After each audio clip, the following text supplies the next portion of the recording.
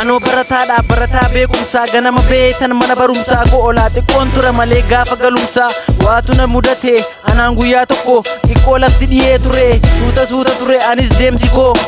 eelfoonii koo gurratti kaadhee bilbila koorraa sagalee dabaree sirbareen cokkonkonee banadhee lafti dhiyee ture yooman qalbeeffadhe deemaan jira anoo deemsa koo gara manaatti sagalee dhageen gurra koorraa buuse eelfoonii koo nama lamatu odeessa dudduuba kootii waa'ee koo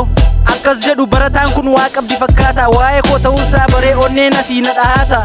itti fufan ana duukaa deemsa isaanii mijataadha na saamuudhaaf isaaniif lafti dhiinaanii wayyoo kamaafan bakkee ture na naasisa iji isaanii na ilaalaa jiru anis shakkaan jira natti siquu isaanii sagalee guddatuun dhaabbadhumee gurbaa jedhee galagalee laallaan dubbiin ta'eera waan gadhee inni tokkos dafiitii dhaabbadhu waanta qabdu baasii galagalee laallaan godhateera maaksii akka nama gurrisaa duudeettan itti fufe deemsa koo jedhee tangaraa kootti na baasi waaqa koo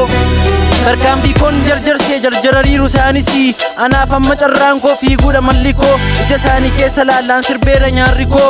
baasi jennaan ittan fufe fiigicha koo utuun miilla qabuun saamamaaree nama koo garuu maal godharee na nyaachise karaa beekuu dhiisuu koo innan fiigee karaa dalgaadhaa naannessee na fidee na buuse harka isaanii kaa kunoo mudannoo minii itti ergaadha kaa kunoo mudannoo minii itti ergaadha kaa natti siqee namichi ija barbadaa hudhees na keessaa fudhate bilbila koof qarshii eegaa amma maalan fidaa hindeemanii waantan qabu sassaabanii anaaf boo'ichadha isaaniif gammachuudha halkan kunii nanne henaasuudhaani yaada kootti nan gale fiigichaani mana kootti nan rafa jedhus siisuudhaaf rimni na diddi waantan har'a ta'e sana qalbiin koo akkamumaan dagatti maaliin irraanfatti har'aaf kanumadha bor guyyaa biraadha itti fufaa hangammee leqaadha kunis saba miti seenaa dhugaadha kunis saba miti seenaa dhugaadha Anoo barataa beekumsaa ganama beetan mana barumsaa koo olaa xiqqoon tura malee gaafa galumsaa waatu na mudate anaan guyyaa tokko xiqqoo lafti dhiyee ture suuta ture anis deemsi koo eelfoonii koo gurratti kaadhee bilbila koorraa sagalee dabaree sirbareen cokkonkonee banadhee lafti dhiyee ture yooman qalbeeffadhe deemaan jira anoo deemsa koo gara manaatti sagalee dhageen gurra koorraa buuse eelfoonii koo nama lamatu odeessa dudduuba kootii waa'ee koo akkas jedhu barataan kun waa qabdi fakkaata waa'ee koo ta'uusaa baree onneen asii na dhahaata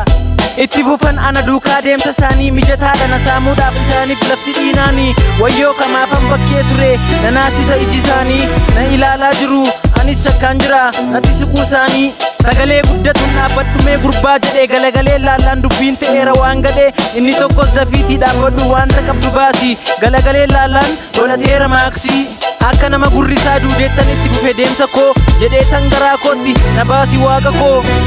tarkaanfii koon jarjarsee jarjarariiru isaanisii anaaf amma carraan koo fiiguudha malli koo ija isaanii keessa laallaan sirbeera nyaarri koo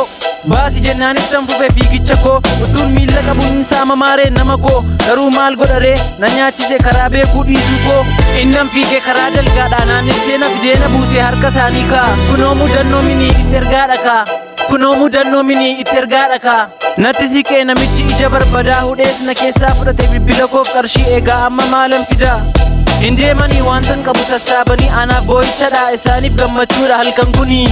nanne henaasuudhaani yaada kootti nan gale fiigichaani mana kootti nan rafa jedhus siisuudhaaf rimni na diddi waantan har'a ta'e sana qalbiin koo akkamumaan dagatti maaliin irraanfatti har'aaf kanumadha bor guyyaa biraadha itti fufaa hangammee leqaadha kunis saba miti seenaa dhugaadha kunis saba miti seenaa dhugaadha